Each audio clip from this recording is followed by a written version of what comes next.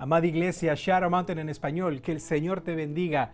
Te saluda tu pastor y amigo Eric Saldaña y quiero agradecerte por apartar este tiempo para nuestro último estudio bíblico de Jueves de Discipulado. También me gustaría agradecer a aquellas personas que cada semana estuvieron con nosotros durante todo este trayecto y especialmente por aquellos que todos los jueves no se han perdido ninguna de las series de nuestro discipulado. Muchísimas, pero muchísimas gracias por acompañarnos.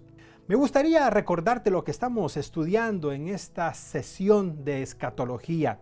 Y como tú lo sabes, siempre hacemos un breve repaso de lo que en nuestra sesión anterior aprendimos. Así es que antes de entrar de lleno al repaso, me gustaría pedirte que tomes una libreta de apuntes.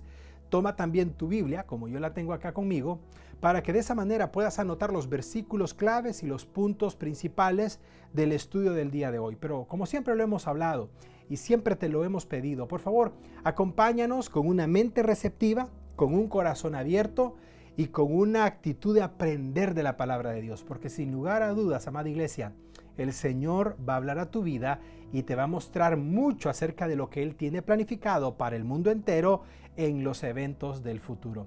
Pero ¿qué te parece si oramos al Señor pidiendo su dirección? Así es que ahí donde estás, rápidamente cierra tus ojos en una actitud de reverencia y digámosle juntos al Señor: Padre que estás en los cielos, gracias te damos por tu palabra, gracias te damos, Señor, por ser un buen Dios, y gracias te damos por haber enviado a tu Hijo Jesús a morir en nuestro lugar. Hoy especialmente que estudiamos los eventos del futuro, Señor, pedimos sabiduría de lo alto para lo que vamos a aprender y te damos gracias porque tú has planificado todo con tal orden y tal perfección que podemos ver tu amor y tus cuidados en cada una de las etapas que vendrán para este mundo. Oramos, Señor, para aquellas personas que todavía no te conocen, tengan la oportunidad de conocerte como Señor y Salvador y a través de esa decisión puedan disfrutar la eternidad a tu lado. Gracias te damos por las personas que nos acompañan, por aquellos que lo hacen por primera vez. Pedimos, Señor, que tu Espíritu Santo pueda hablarles a sus vidas y a sus corazones y pueda traerles convicción de pecado. Todo esto lo pedimos en el nombre que es sobre todo nombre, en el nombre de Jesús. Y todos decimos amén y amén. Ahora sí, como lo puedes ver en tu pantalla, estamos estudiando la última sesión de Noches de Discipulado y tengo una fotografía que me gustaría que tú pudieses ver en tu computadora o en tu teléfono móvil o en tu casa o donde quiera que te encuentres. La ciudad de Jerusalén es la ciudad que tú ves al frente y cualquier persona que mira esa cúpula dorada pensaría que es un templo judío, pero es todo lo contrario. Eso que tú ves ahí lleva por nombre Cúpula de la Roca o el Domo de la Roca y es nada más y nada menos que una mezquita islámica. Para los musulmanes ese es uno de los lugares más sagrados de la fe islámica, porque ellos creen que en ese lugar su profeta Mahoma fue llevado al cielo montado en un caballo con alas. Lo interesante de esta imagen es que todo lo que tú ves a un costado del Domo de la Roca o Cúpula de la Roca es la explanada donde se encontraba el Templo de Jerusalén, que fue el lugar que construyó Salomón para que la presencia de Dios habitara en medio de su pueblo. Lo interesante es que después de muerto Salomón y después de que años y años pasaran y cuando llegaron las cruzadas y las invasiones musulmanas a la ciudad de Jerusalén y la conquistaron, ellos decidieron construir una mezquita musulmana sobre el lugar exacto donde se encontraba el templo de Dios. Ahora quiero recordarte que el islamismo y el judaísmo son las dos más grandes religiones del Medio Oriente.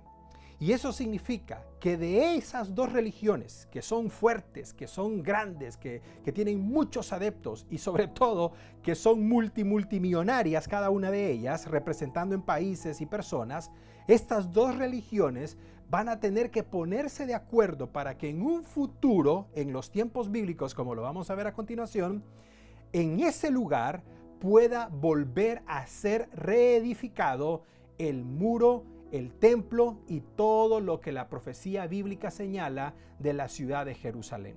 Entonces imagínate, en ese mismo lugar, si tú me preguntas, Pastor Eric, ¿será esto posible? Yo te digo, ahora en este momento no es posible, pero va a llegar un día en donde sí será posible y sobre ese mismo lugar se va a construir el tan esperado templo de Israel, el templo de Jerusalén, el tercer y último templo de los judíos. Así que quería presentarte esa imagen para que tú te des cuenta de la panorámica global que encierra la ciudad de Jerusalén. La ciudad de Jerusalén y el país de Israel es como el reloj de Dios que nos va marcando cuán cerca se van poniendo los acontecimientos finales de acuerdo a las Escrituras. Ahora sí, vamos a entrar de lleno en el repaso de lo que aprendimos juntos en nuestra sesión anterior. Si lo recuerdas, lo primero que hicimos fue definir la palabra escatología. Y aprendimos que la doctrina de la escatología es la que nos enseña todo lo relacionado a los eventos del futuro. Y dentro de esta ramificación de la teología llamada escatología, hay dos aspectos muy importantes que vimos en nuestro estudio anterior. El primero es que debemos de estudiar escatología porque nos da conocimiento. ¿Conocimiento de qué? De los planes futuros que Dios tiene para la humanidad. Hay muchos creyentes o personas que puedan pensar de que andamos a ciegas tocando al mediodía con Dios. Eso no es cierto, porque al leer las Escrituras nos damos cuenta que Dios ha planificado con exactitud y perfección todos los acontecimientos que vendrán y que se están cumpliendo con sorpresa para todos al pie de la letra como la Escritura lo enseña. Entonces, número uno, la escatología, al estudiarla nos da conocimiento. Número dos, nos da seguridad. ¿De qué? De que estamos en las manos de un Dios verdadero. A pesar de que todo lo que pueda suceder en el mundo, Dios ha prometido guardar y proteger a su iglesia. Y eso es lo que nos da la escatología, la seguridad que Dios va a cumplir a sus promesas y que no va a faltar jamás a ninguna de ellas. Y lo tercero, nos da esperanza. ¿De qué? De que Dios tiene el control de todo. De que nosotros nos podemos sorprender cuando esto sucede en un país o cuando esto sucede en una pandemia o cuando esto sucede en tal lugar. Pero para Dios nada, absolutamente nada es una sorpresa. Dios sabe todo, Dios vive, como lo hemos aprendido, en un presente eterno. Dios no tiene pasado, presente o futuro. Esos tiempos verbales son de nosotros, los humanos. Pero Dios vive en un eterno presente. De tal manera que Dios puede ver en perspectiva frente a Él absolutamente todo lo que está sucediendo actualmente, lo que sucedió previamente o lo que sucederá en el futuro.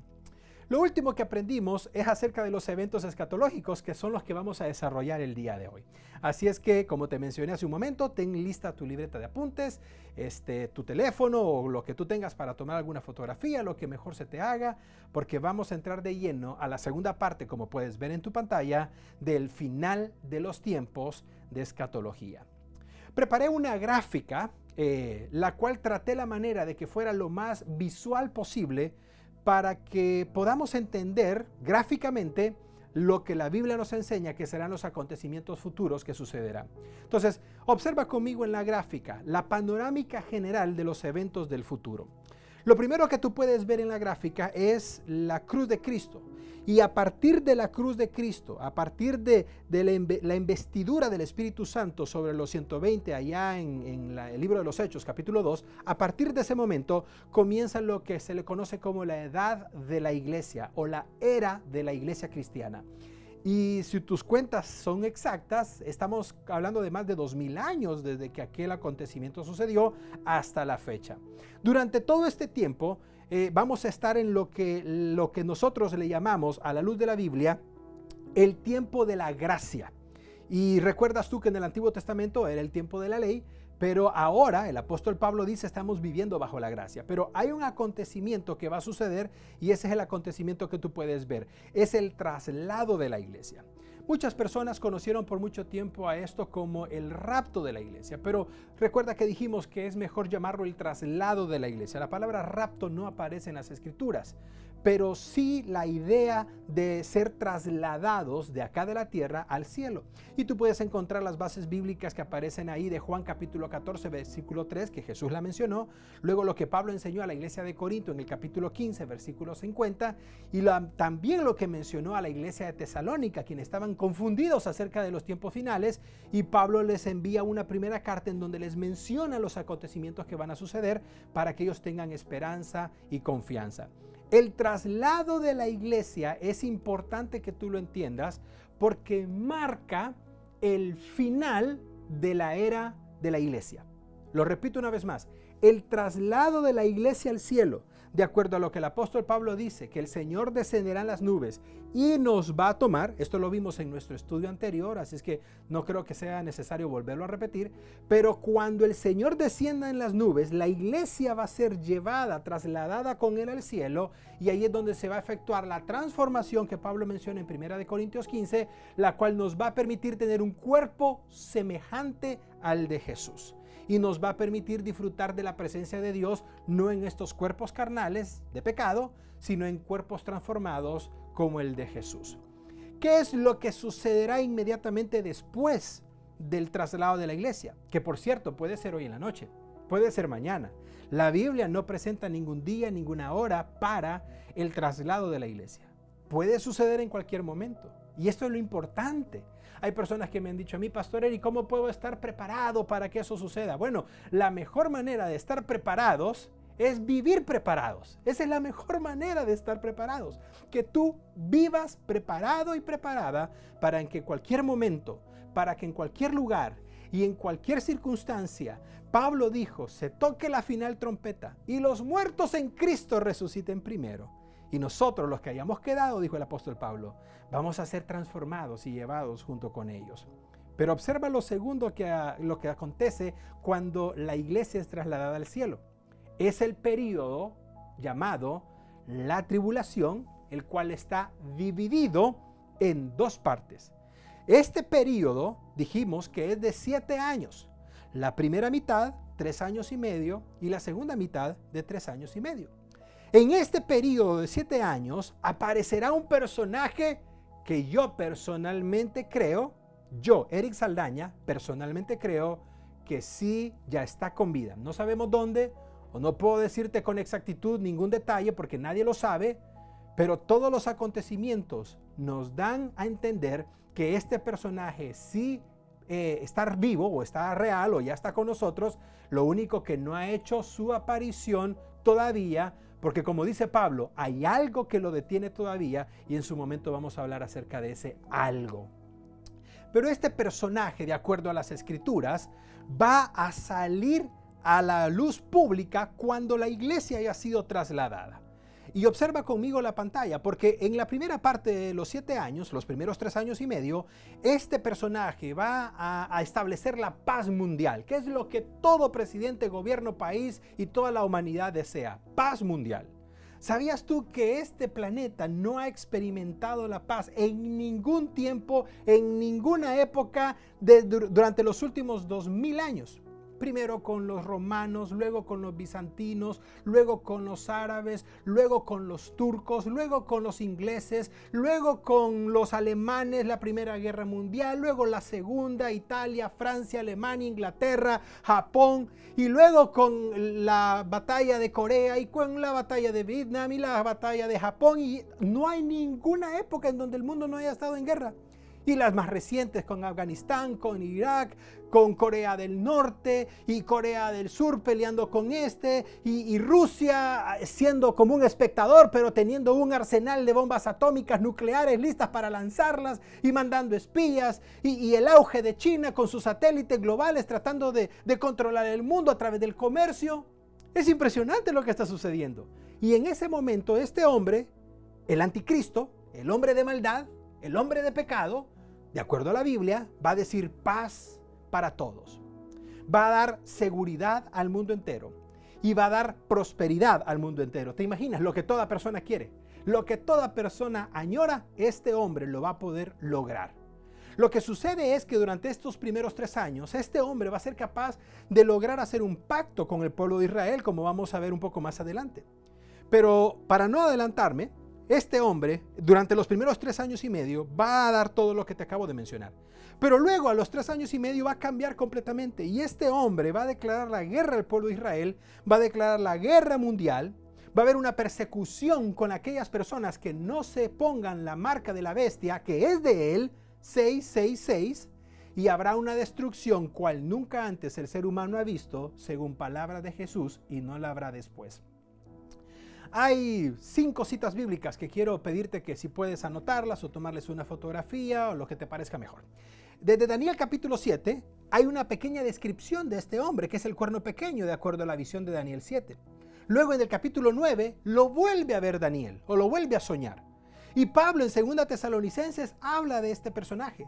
Y Juan también dice, ya está este espíritu del anticristo entre nosotros. Hasta que finalmente en el capítulo 6 de Apocalipsis, Juan lo ve claramente como este hombre que viene en un caballo blanco, no trae espada, trae un arco, no trae todo el armamento que le pertenece a Cristo, pero el jinete del caballo del capítulo 6, del caballo blanco, no es el Jesucristo que viene en el capítulo 19, sino que es otro personaje completamente distinto al cual la Biblia le llama el personaje de maldad, el hombre de maldad.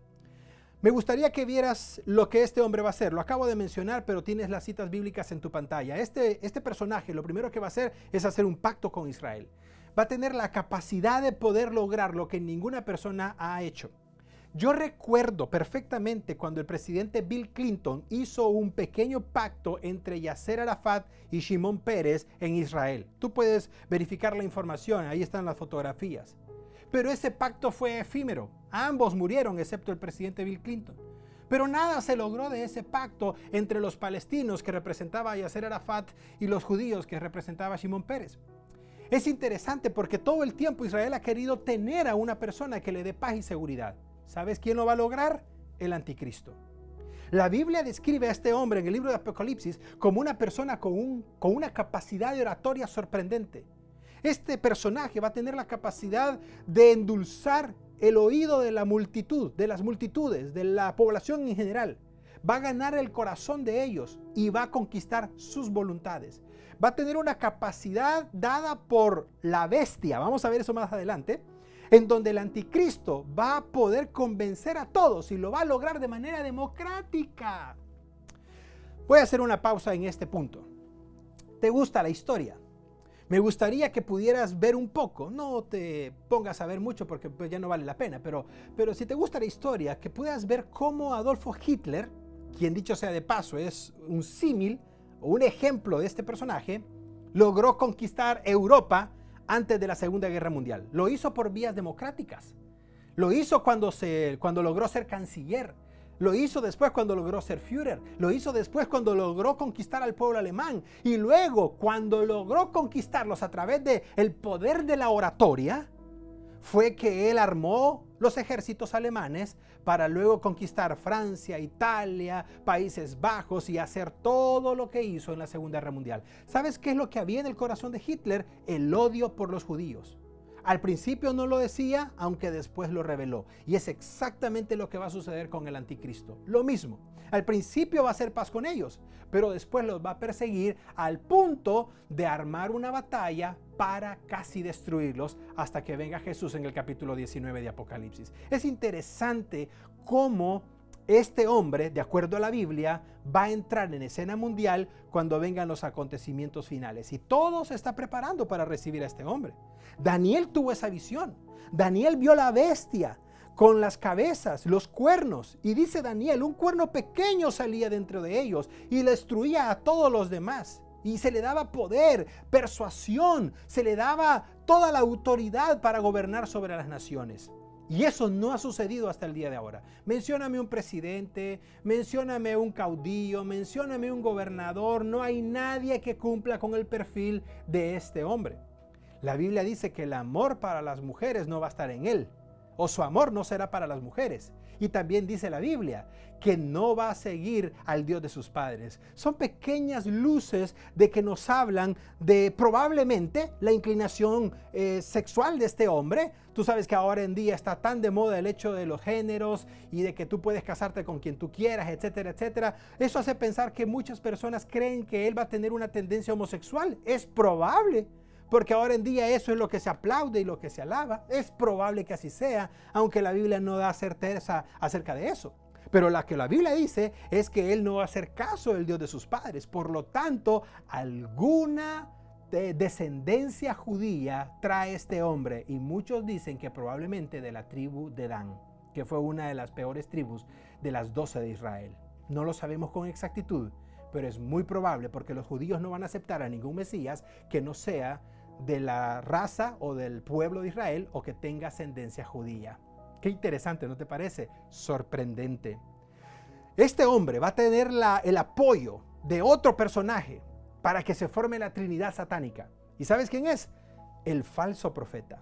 Y tú puedes verlo en pantalla, los versículos de Apocalipsis 13, capítulo 11 al 15, Apocalipsis 16, versículo 13 y Apocalipsis 19, 20. Este personaje, que es el falso profeta, escúchame, por favor, porque esto es lo que sucede exactamente con Satanás. Satanás es un impostor. Satanás es un impostor. Trata de imitar la perfección de Dios, pero nunca lo va a lograr. Trata de imitar la estructura divina de Dios, pero jamás lo va a lograr. ¿Tú sabes lo que Satanás va a hacer con esto? Satanás va a acompañar al anticristo, que es un prototipo o un antitipo, mejor dicho, de Jesús, con el falso profeta, que es un antitipo del Espíritu Santo. Y el falso profeta le va a dar la autoridad y el aval religioso al anticristo para que pueda cegar el corazón de las personas que rehusaron creer a Dios y que entraron en el período de la tribulación. Recuerda lo que te dije al principio, estamos en un tiempo de gracia. Estamos en un tiempo en donde el Espíritu Santo trae convicción de pecado en la vida de los corazones de las personas. Pero en el tiempo de la tribulación va a haber un ministerio no tan presente como el que actualmente tenemos con el Espíritu Santo. Y durante ese tiempo, quien va a tener la libertad de obrar en el corazón de las personas ya no va a ser el Espíritu Santo, sino que ahora va a ser el poder de Satanás obrando a través de la falsa figura del falso profeta. Interesante, porque tenemos al líder religioso, que es el falso profeta, trabajando de la mano con el líder mundial, que es el anticristo. Y lo más interesante es que estos dos van a recibir el poder de la última persona que tú puedes ver en pantalla, la bestia. Esta es la figura que vio Daniel en el capítulo 7, versículo 25, la vio también Jesús o la predijo Jesús en Mateo 24, 15 y luego Apocalipsis 12 y Apocalipsis 13, 5. La bestia es exactamente la figura representando al anticristo y específicamente a Satanás, quien le da poder a ambos, al anticristo y al falso profeta, para que hagan lo que van a hacer durante la tribulación. ¿Te parecería sorprendente lo que dice la Biblia? La Biblia afirma que el anticristo va a recibir una herida mortal de tal manera de que la bestia, Satanás, lo va a sanar. Y esa acción, dice la Biblia, Juan, cuando lo vio en el Apocalipsis, hizo que las demás personas dijeran, esto sí realmente es Dios, este sí realmente es a quien esperábamos, y van a creer. A tal punto que hasta los escogidos van a ser engañados. Y muchas personas creen que se refiere a los escogidos de la iglesia. No te equivoques. A los escogidos del que está hablando ese pasaje son los escogidos del pueblo de Israel que tienen su corazón ya endurecido. La iglesia de Cristo para este punto ha sido trasladada al cielo y está en la presencia de Dios en las bodas del Cordero. Los que se queden, incluyendo aquellos que no recibieron a Jesús, son los que van a pasar el periodo de la tribulación.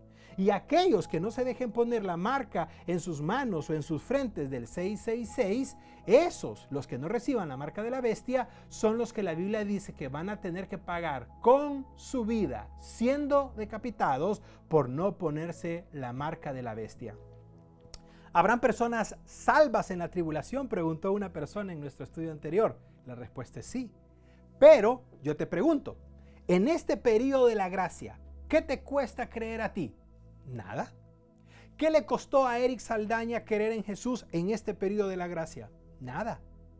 Pero en cambio, cuando venga la tribulación, y específicamente la gran tribulación, la persona que decide ser salva va a tener que pagar con su propia vida esa salvación. Dicho de otra manera, cuando estemos en la tribulación o cuando el mundo esté en la tribulación, cualquier persona que se vuelque a Dios y decida no ponerse la marca, va a tener que pagar con su propia vida y con su sangre esa acción. Y es interesante porque es exactamente lo que sucederá de acuerdo a la palabra de Dios. Ahora, ¿perdió control Dios de la situación? Tal vez tú puedas pensar, bueno, ya vemos al anticristo entrando en acción, vemos al falso profeta entrando en acción y vemos a Satanás, a la bestia entrando en acción. Entonces aquí ya no está Dios, ya no está el Espíritu Santo, ya nada bueno puede suceder. No te equivoques, porque aún sobre el control cedido y permitido que Satanás tiene, Dios tiene el control absoluto. Y eso lo podemos ver en la siguiente parte en tu pantalla, porque durante estos 7 años específicamente es cuando Dios va a lanzar los 7 sellos. Ay, esto se pone interesante porque a partir del capítulo 5 de Apocalipsis es cuando Juan ve todos los 7 sellos con los ángeles que se van a abrir.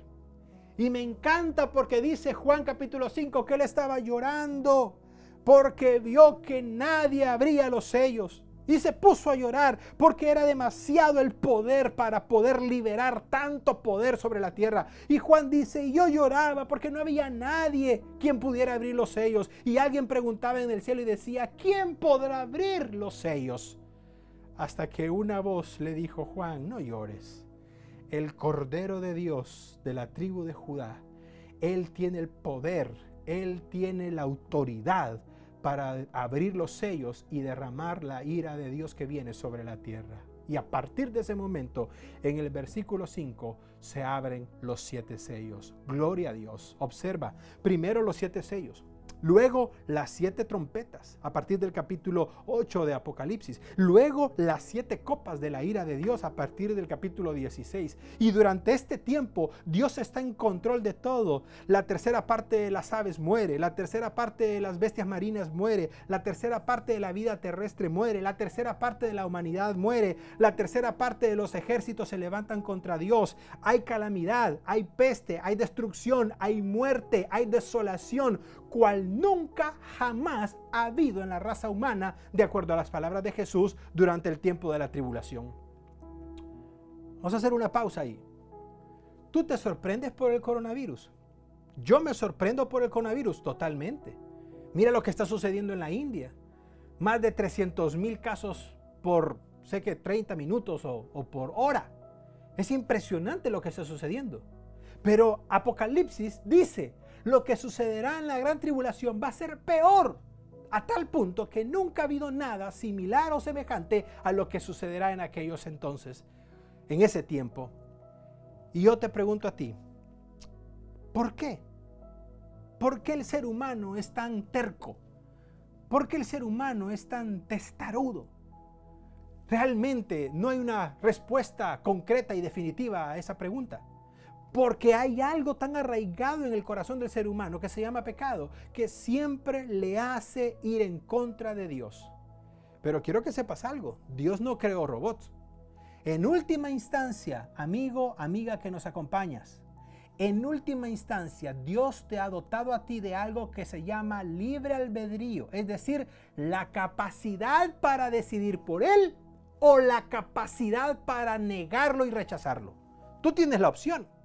Tú decides, buscas, amas, aceptas y tienes una relación personal con Dios, o rechazas, niegas y blasfemas a Dios, y de tal manera que al final no es responsabilidad de Dios la decisión final, sino que recae sobre la persona que tomó tal decisión. Eso es lo que se va a dar en el tiempo de la tribulación. Aún a pesar de esto, me impacta ese pasaje del libro de Juan, de Apocalipsis, cuando Juan dice, y a pesar de todo lo que se hizo, a pesar de todo lo que se vio, a pesar de las muertes y a pesar de todo esto, los hombres no se arrepintieron de sus fornicaciones, no se arrepintieron de sus pecados, no se arrepintieron de sus idolatrías y no se arrepintieron contra Dios de sus malas acciones. A pesar de todo esto, el ser humano siempre va a tener una inclinación contra Dios a causa del pecado. Esto es lo que se llama la tribulación y la gran tribulación. ¿Cómo finaliza este periodo de 7 años? Con lo que tú ves en pantalla, el quinto evento o suceso, el cual es la batalla de Armagedón. ¿Qué es la batalla de Armagedón? Puedas preguntarme tú a mí.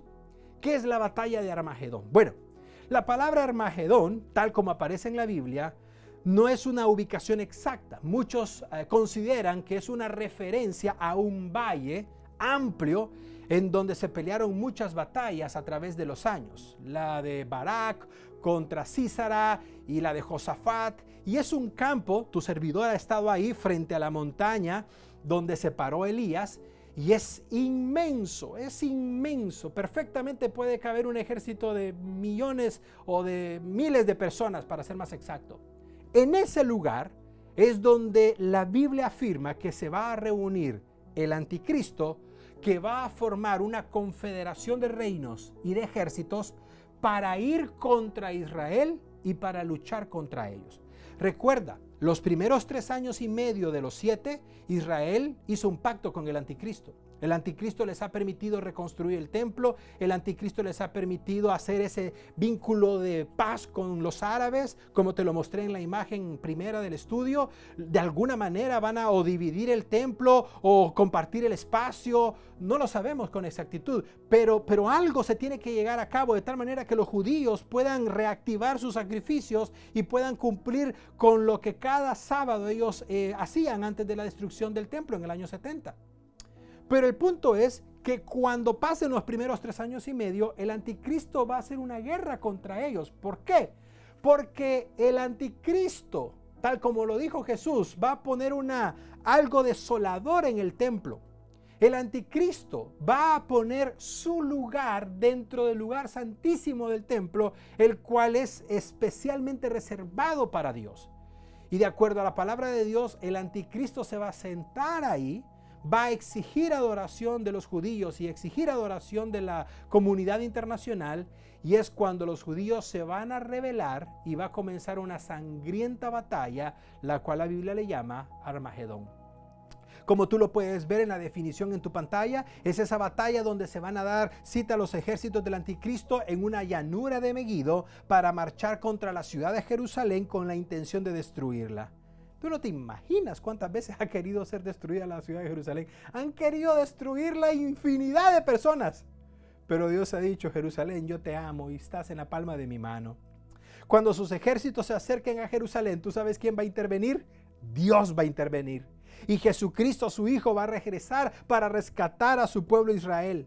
El Señor y todo su ejército angelical va a salir victorioso de aquella batalla. Van a capturar al anticristo, van a capturar al falso profeta que te mencioné hace un momento, y a ambos los van a arrojar en ese momento al lago de fuego. Y ahí tú puedes ver la cita bíblica al respecto. Entonces, los primeros que van a ser lanzados ahí son el anticristo y el falso profeta. Observa lo que vio Daniel hace muchísimos años acerca de este evento. Capítulo 7, versículo 21. Daniel profetizó y dijo: yo veía que este cuerno pequeño hacía guerra contra los santos, es decir, los judíos, y los vencía, dice Daniel. Casi los extermina. Por cierto, ¿recuerdas el ejemplo que te puse de Hitler? ¿Cuál fue la intención de Hitler? Exterminar a los judíos. En el libro que él escribió, Mi lucha, My Kampf, él afirma que la causante de todos los problemas de Alemania y de Europa y del mundo era la raza de los judíos. La visión de él era exterminar a los judíos. Y lo hizo a través de los campos de concentración en Varsovia, en todas las partes donde tuvieron campos de concentración, que con solo ver las imágenes es algo espeluznante lo que este hombre junto con más generales nazis hicieron a los judíos. Sacaban a los judíos de toda Europa, los sacaron a las fuerzas, les quitaron casas, propiedades, hijos, los hicieron menos que personas, los trataron como animales. Pero tú sabes algo interesante. Esto sucedió en 1939 hasta el 45. Es increíble porque Hitler dijo de que el Tercer Reich iba a durar 1000 años. ¿Tú sabes cuánto duró? 6 años. Y tú sabes lo más interesante, el pueblo judío hasta el día de ahora existe. ¿Dónde están los nazis? ¿Dónde está él? ¿Y dónde están las personas que tanto creían en esta filosofía?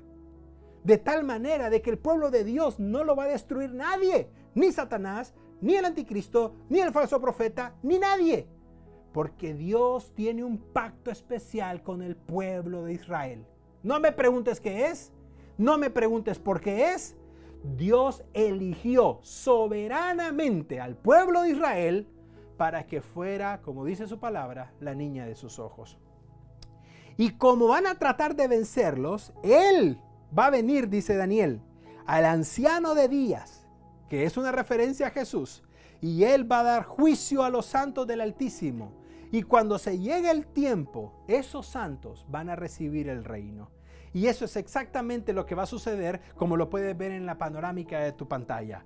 Es la segunda venida de Jesús lo que va a acontecer como tiempo final de los 7 años de tribulación y de gran tribulación que vendrán a la humanidad. Después de esa batalla de Armagedón, lo que pone fin a ese periodo es la segunda venida de Cristo. Ahora, observa por favor en tu pantalla, observa eso porque me encanta. En la primera venida, Jesús vino vestido con humildad, vino vestido con el Espíritu Santo, pero como siervo, en actitud de siervo. Vino a dar su vida por nosotros y como lo ves en la gráfica, murió en la cruz del Calvario, como cualquier persona. Pero en su segunda venida, Él viene con poder, viene con gloria. Viene montado en un jinete, viene con un ejército detrás y trae un rótulo, un estandarte que dice Rey de Reyes, Señor de Señores, y su corona de oro puro en su cabeza, con poder, con gloria, revestido de autoridad. Me impresiona la segunda venida de Jesús, porque vendrá con poder, vendrá con gloria, y la Biblia dice, todo ojo le verá. Todas las personas lo van a ver. ¿Te imaginas ahora en día, en la era digital en la cual estamos, en donde sucede un pequeño temblor en Japón, todo el mundo lo sabe? Sucede un pequeño deslamiento allá en Alaska, se cayó un pequeño iceberg allá en la Patagonia y lo saben en todas partes del mundo. Lo mismo va a suceder con la segunda venida de Cristo. Todo el mundo lo verá. Todos los ojos de aquellas personas que hablaron mal de Él, que blasfemaron contra Él, que dijeron cosas negativas de Él, que se burlaron de Él, que escribieron en contra de Él. Todos lo van a ver. Y te aseguro algo, como lo puedes ver en las citas de Mateo, Tito y Apocalipsis, la Biblia dice, todo ojo le verá y toda rodilla se doblará de los que están en los cielos, de los que están en la tierra y aún de los que están debajo de la tierra, hablando de los espíritus inmundos. Todos se van a doblar ante el Señor, se van a doblegar y toda lengua confesará, escúchame, que Jesucristo, el hijo de un carpintero, Jesucristo, el Mesías de Dios, Jesucristo, el que no tenía dónde recostar su cabeza, Jesucristo, el humilde, el sencillo, Jesucristo es y seguirá siendo el Hijo de Dios para gloria del Padre, gloria al Señor. De ese Jesús te estoy hablando. No te estoy hablando de una religión. Yo no voy a perder mi tiempo hablándote de una religión, de una fe, en contra de esto, en contra de lo otro. Yo no voy a perder mi tiempo hablándote de eso. Quiero que conozcas a Jesús. Quiero que lo conozcas personalmente. No quiero que conozcas una religión. Quiero que conozcas al dador de la vida. Quiero que conozcas a quien te puede transformar, quien puede cambiar tu vida, tu matrimonio, tu familia. Porque si lo conoces verdadera, genuinamente, Él puede hacer un cambio que ningún terapeuta, ningún psicólogo, ningún psiquiatra, ningún plan, nadie puede hacer en tu vida. Y es transformar tu corazón y transformar tu conducta. La venida de Jesús es lo que pondrá fin a este periodo de Armagedón. Esto es importante porque observa lo que dijo Jesús hablando acerca de este evento. E inmediatamente dijo Jesús en el capítulo 24 de Mateo, de ese capítulo que a muchos cristianos no les gusta leer porque tiene cosas bien extrañas, pastor, y dan miedo. No, para los que estamos en Cristo no nos da miedo, nos da alegría porque ya todo está escrito. Jesús dijo, inmediatamente después de la tribulación de lo que acabamos de hablar, el sol se va a oscurecer, la luna no va a dar su resplandor, las estrellas van a caer del cielo y todas las potencias de los cielos van a ser conmovidas, refiriéndose a los astros y a todo esto. Entonces, cuando eso acontezca, observa lo que viene. Aparecerá la señal del Hijo del Hombre en el cielo. ¿Cuál es esa señal? Los que se lamentan de las tribus de la tierra van a ver, ahí viene la señal, al Hijo del Hombre viniendo sobre las nubes del cielo. Ahora observa eso para que lo subrayes en tu Biblia. Con poder y con toda la gloria que Jesús tiene. Gracias, Señor, porque tú has prometido que vas a volver. No sabemos cuándo, Señor, sucederá eso en este tiempo, mas sin embargo sabemos con exactitud, Señor, que tú lo harás. Y te damos gracias porque así será, Padre. Hay unas citas bíblicas que me gustaría compartir contigo. Son 6 citas adicionales para que las puedas leer y las puedas repasar con tu familia, hablando acerca de la segunda venida de Cristo. Te pido, no confundas la segunda venida de Cristo con el traslado de la iglesia al cielo, porque en este traslado el Señor no desciende hasta la tierra, se queda en las alturas de las nubes. En la segunda venida, Él desciende completamente para liberar a su pueblo Israel. Volvamos a nuestra imagen general que hemos preparado. Ya vimos la era de la iglesia que ha durado 2000 años. Ya vimos el periodo de la tribulación que dura 7 años divididos en 2 partes, ya lo aprendiste. Ya vimos la segunda venida de Jesús que pone fin al Armagedón, como ya lo acabamos de ver. Pero esto da pie a una etapa nueva, la cual se le llama el milenio. ¿Y qué significa milenio? Bueno, significa 1000 años. Eso significa la palabra milenio, 1000 años. La Biblia enseña, y tú lo puedes corroborar en Apocalipsis 20, Zacarías 14 y 16 y finalmente en Isaías 2, que el tiempo del milenio va a ser un tiempo maravilloso. Es más, en la siguiente gráfica tú puedes ver cómo en el milenio la Biblia dice que el león va a jugar con los cachorros de las ovejas y los corderos, y va a ser un tiempo de paz, de armonía, va a ser un tiempo maravilloso en donde ya no habrá ninguna inclinación como actualmente tenemos a la violencia, a la maldad, ni a todo lo que actualmente son flagelos de la sociedad. Observa esto.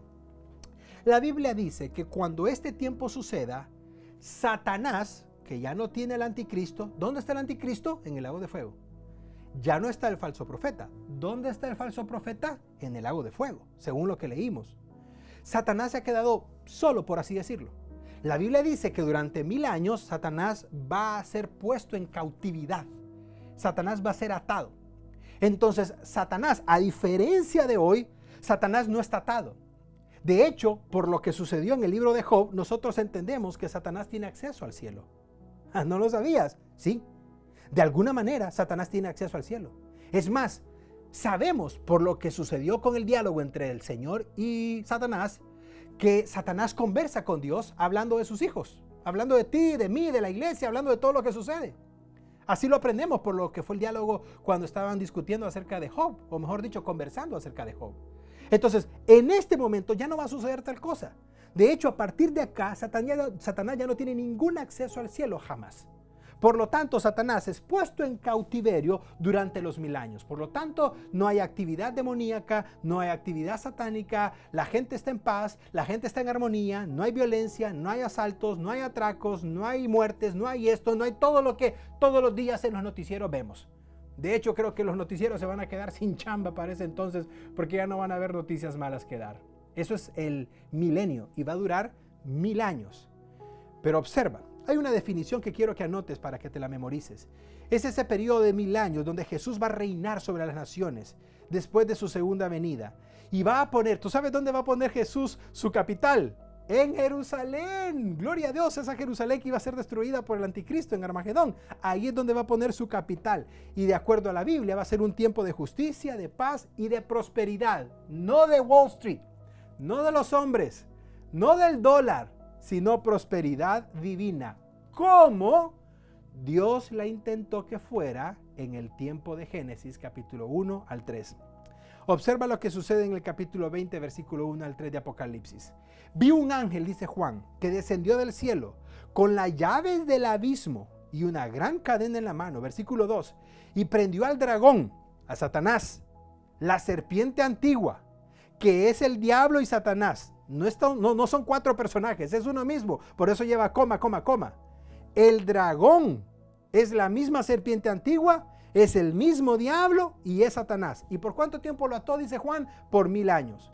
Y lo arrojó, versículo 3, al abismo y lo encerró y puso su sello sobre él para que no hiciese lo que actualmente hace. ¿Qué hace? A perfección, engañar a las naciones hasta que se cumplan 1000 años. Y después de esto, Juan dice, lo van a volver a soltar otra vez.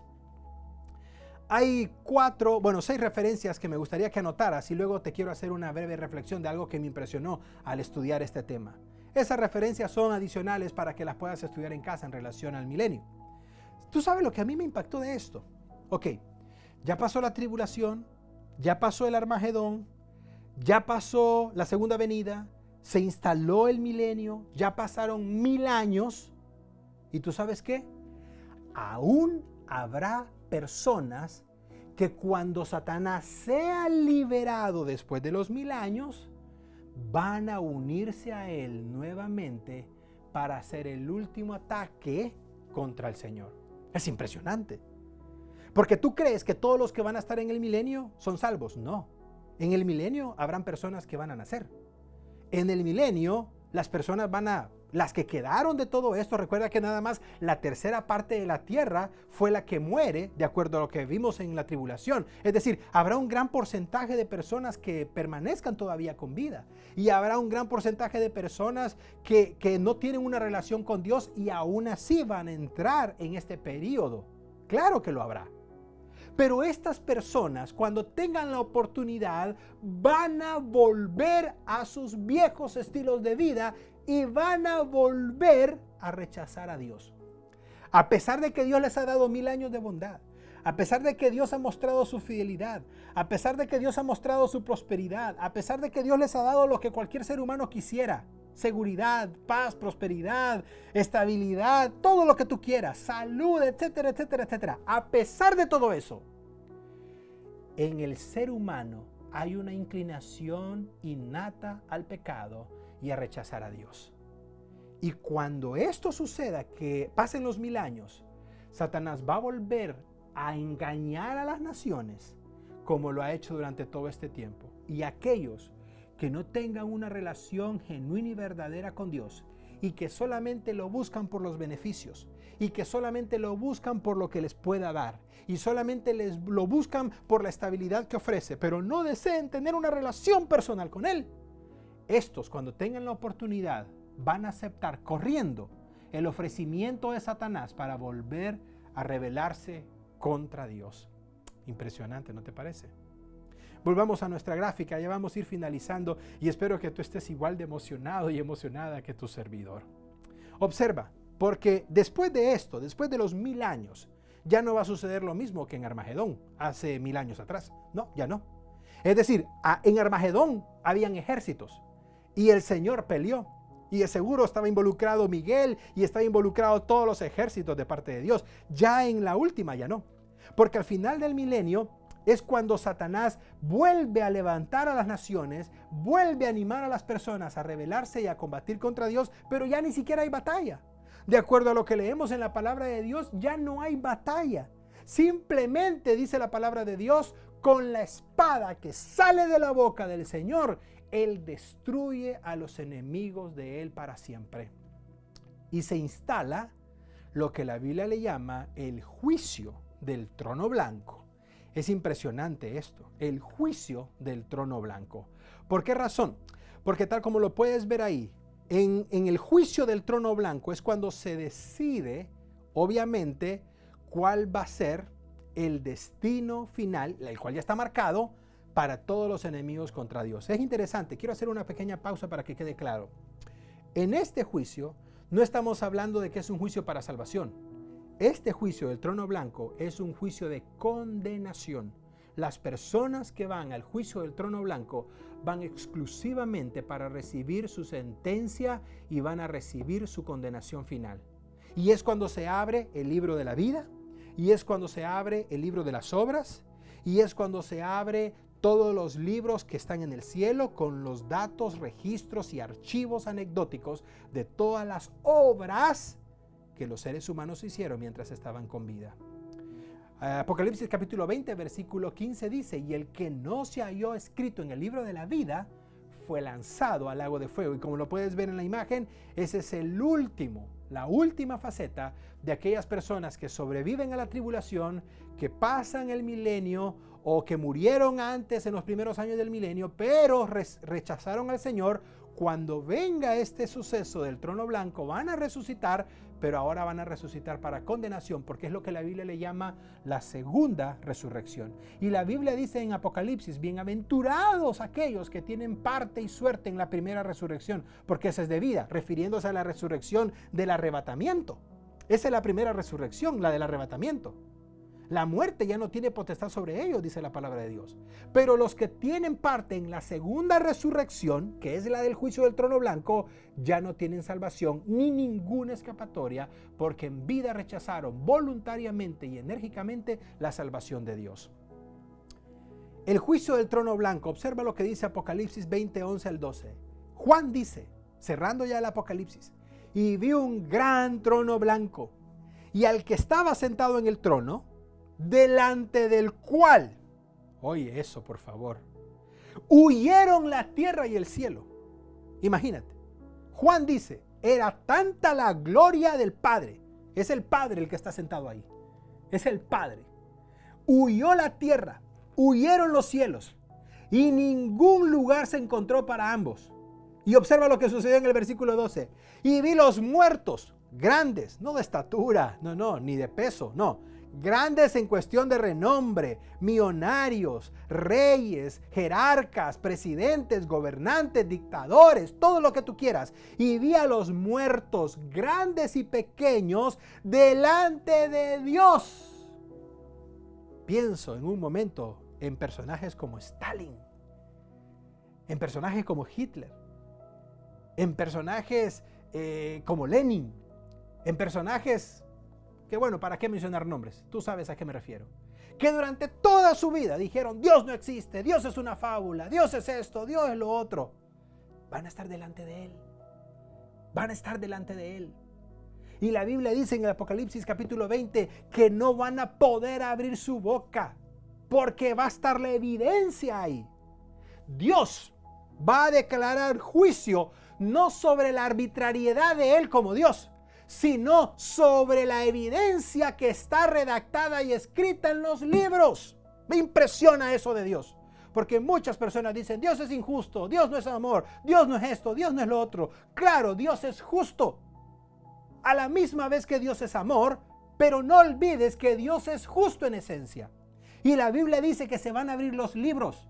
Y me imagino a Dios como todo padre y juez justo, abriendo el libro de las obras, abriendo el libro de la vida, abriendo el libro de todo el registro de cada ser humano y finalmente corroborando la información antes de dictaminar palabra de juicio.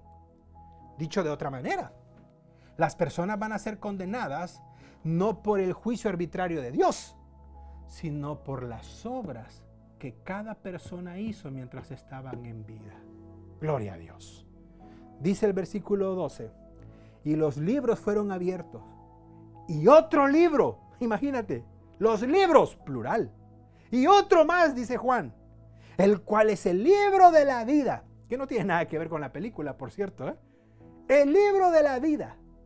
¿Y qué sucedió en base a los libros abiertos? Dice Juan, fueron juzgados los muertos, grandes y pequeños, en base a las cosas que estaban escritas en los libros, según lo que cada uno de ellos hizo en vida. Impresionante la justicia de Dios en su mayor esplendor. Versículo 15, la culminación de ese juicio del trono blanco. Y el que no se halló inscrito en el libro de la vida del Cordero fue lanzado al lago de fuego. ¿Te das cuenta la condenación? ¿Te das cuenta? Cuando Jesús estaba platicando con Nicodemo, capítulo 3 del Evangelio de Juan, Jesús le dice a Nicodemo, Nicodemo, las personas ya son condenadas. ¿Tú sabes por qué? Porque la luz vino al mundo. Y observa lo que le dice Jesús a Nicodemo. Y los hombres amaron más las tinieblas que la luz, porque sus obras eran malas, Nicodemo. De tal manera que la condenación no va a ser porque Dios es malo, o porque Dios no es bueno, o porque Dios no es amoroso, o porque Dios no es justo, sino que la condenación va a venir por las propias acciones que las personas hagan, y son sus propias acciones las que los van a dictaminar y a condenar delante de Dios. Y toda persona que su nombre no fue escrito en el libro de la vida fue lanzado al lago de fuego. ¿Está tu nombre escrito en el libro de la vida? No te estoy preguntando si eres perfecto, si vas a la iglesia, si no pecas, si eres bueno, si te comportas bien. No te estoy preguntando eso. Yo te pregunto, ¿está tu nombre escrito en el libro de la vida? Yo sé que el tiempo se me está yendo, pero quiero decirte algo. Cuando yo no tenía un compromiso verdadero con Dios, a mí me daba temor pensar que mi nombre no estaba escrito en el libro de la vida. Me daba temor. Y todo el tiempo vivía con ese temor. Todo el tiempo. Y voy a ser todavía más sincero. Cuando hacía cosas que no agradaban a Dios, yo recordaba que mi nombre no estaba escrito en el libro de la vida. Pero cuando yo reafirmé mi compromiso con Dios y me entregué de lleno en sus manos y decidí servirle y decidí hacer las cosas correctamente, te digo algo, yo no soy perfecto, no pretendo serlo, jamás lo voy a hacer hasta que esté en su presencia. Pero de algo sí te puedo asegurar, con todos mis errores y con todas mis fallas y con todos mis desaciertos, el nombre de Eric Saldaña está escrito en el libro de la vida. Y no lo digo yo como autojusticia, autoficación o lo que sea, lo digo en base a que cuando yo recibí a Jesús como mi Señor y Salvador y lo hice de todo corazón y estoy seguro que así fue, entonces el Señor vio ese acto como suficiente para poner mi nombre en ese libro de la vida. Y por esa acción es que yo tengo la seguridad que cuando yo muera, yo voy a estar en la presencia de Dios. No porque sirvo como pastor, no por esto, no por lo otro, no por mi comportamiento, no, nada de eso tiene que ver. Es por la decisión que yo hice en favor de Cristo. Y porque esa decisión fue genuina, fue sincera y fue verdadera.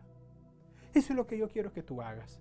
Que tú examines tu corazón y le digas al Señor, Señor, yo no estoy seguro de que mi nombre esté escrito en el libro de la vida. Yo no estoy segura de que mi nombre esté escrito en el libro de la vida. Voy a la iglesia, participo de eventos, pero no estoy seguro, no estoy segura. Si no lo estás, yo te invito a que en este estudio tú le digas a Dios, Señor, yo quiero que mi nombre esté escrito en el libro de la vida. Dame esa seguridad y a partir de ahora voy a caminar de acuerdo a tu voluntad, Señor. Y si necesitas ayuda, escríbenos en este momento, porque alguien de nuestro equipo te va a corresponder. Vamos a ayudarte en tener esa seguridad de tu salvación y de vida eterna. ¿Qué va a pasar después del juicio del trono blanco y de las personas que son lanzadas al lago de fuego? Satanás ya fue lanzado al lago de fuego, por cierto. Cuando es liberado, inmediatamente después es lanzado al lago de fuego y le hace compañía al falso profeta y al anticristo, quienes están desde hace 1000 años ahí. Pero observa la creación de los cielos nuevos y la tierra nueva. Capítulo 21, versículo 1 de Apocalipsis. Dice Juan, y cuando todo esto pasó, vi un cielo nuevo y una tierra nueva. ¿No te impresiona? Esta tierra va a desaparecer. Los cielos van a ser diferentes. Y observa lo que él dice. El primer cielo, el cielo atmosférico y la primera tierra ya pasaron. Y el mar... Si vives ahí por playas de Tijuana o allá en Imperial Beach, te tengo malas noticias, ya no va a haber mal. O si vives ahí por La Joya, o si vives allá en Sinaloa, o allá en Acapulco, o vives en una parte costera, tengo malas noticias para ti. Ya no habrá mar en la nueva tierra y en los nuevos cielos. Bueno, supongo que ya no habrán mariscos tampoco. Ya no va a existir el mar, ya no tiene propósito, ya no hay. Y es interesante porque de acuerdo al nuevo cielo y a la nueva tierra, en el formato divino del estado eterno, como se le llama, Dios va a suplir todas las necesidades de las personas, como debió de haber sido en el Edén, exactamente igual. Ahora sí, ya me hicieron señas de que tengo que finalizar porque el tiempo se me ha ido, pero cierro con una pregunta, la cual puedes ver en tu pantalla. ¿Cómo termina todo esto del mensaje de la escatología? ¿Cómo termina? ¿Cómo finaliza la palabra de Dios? Me encanta esto. Me encanta. Porque no finaliza con una palabra de regaño.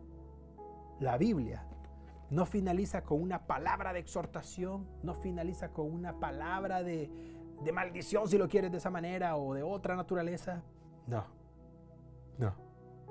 Tú sabes que la Biblia finaliza todo lo que tienen que decirnos en la palabra de Dios con un mensaje de esperanza, pero a la misma vez de estar alerta. Observa cómo finaliza todo. Capítulo 22, versículo 20.